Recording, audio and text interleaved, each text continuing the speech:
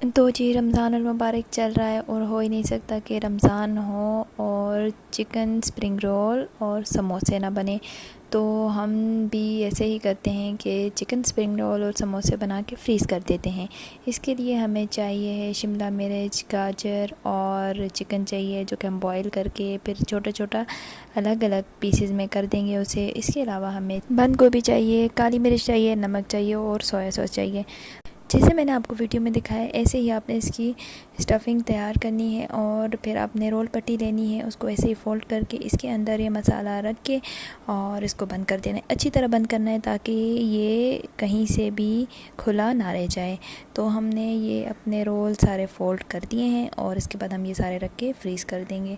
इसके बाद आपने ये फ्राई करने हैं और जी हमारे चिकन स्प्रिंग रोल तैयार हैं।